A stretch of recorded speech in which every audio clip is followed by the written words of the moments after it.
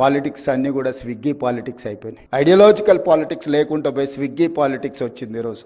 ఎవరు ఎంత ఫాస్ట్గా డెలివరీ చేస్తారు, ఆన్లైన్లో ఎవరు వస్తారు, లేకపోతే మనకు కావాల్సింది ఎవరు తొందరగా ఇస్తారని ఎవరు కమిట్మెంట్తో ఉన్నారు, ఎవరి ఐడియాలజీని ఫాలో చేస్తున్నారు, సిద్ధాంతకర్తలుగా లేకపోతే సిద్ధాంతాలను నమ్మేవాళ్ళు, సిద్ధాంతాలను పాటించే వాళ్ళు, సిద్ధాంతాల కోసమే పనిచేసే వాళ్ళు దేశ రాజకీయాలలో తగ్గుతూ వస్తున్నారు. ఇది ప్రజాస్వామ్య స్ఫూర్తికి, ప్రజాస్వామ్యానికి అత్యంత ప్రమాదకరం. ఈ దేశం వేగంగా ప్రమాదం వైపు ప్రయాణం చేస్తుంది. ప్రజాస్వామిక విలువలు తగ్గి పొలిటికల్ మేనేజర్స్ ఎక్కువైపోయినరు, కార్యకర్తలు పోయినరు, వాలంటీర్స్ వచ్చిండ్రు. కార్యకర్తలు లేని రాజకీయాలు దేశ భవిష్యత్తుకు ప్రమాదకరంగా తయారవుతాయి. వాలంటీర్స్ వాళ్ళు ఎవరైనా, ఈవెంట్ మేనేజర్స్ ఎవరైనా, అవుట్ సోర్సింగ్ ఎవరైనా ఏ డ్రెస్ కావాలంటే ఆ సీజన్ కి ఆ డ్రెస్ వేసుకొని ఆ పని చేసి వెళ్తారు. పాలిటిక్స్ కూడా ఈ రోజు ఆ విధంగా మారుతున్న సందర్భం. యూనివర్సిటీ విద్యార్థి రాజకీయాలలో సిద్ధాంతపరమైన రాజకీయాలు రావాల్సిన అవసరం ఉంది. దేశ రాజకీయాలలో ధన ప్రభావాన్ని తగ్గించాల్సిన అవసరం ఉంది. వ్యక్తిగత వైరుధ్యం, వ్యక్తిగత శత్రుత్వానికంటే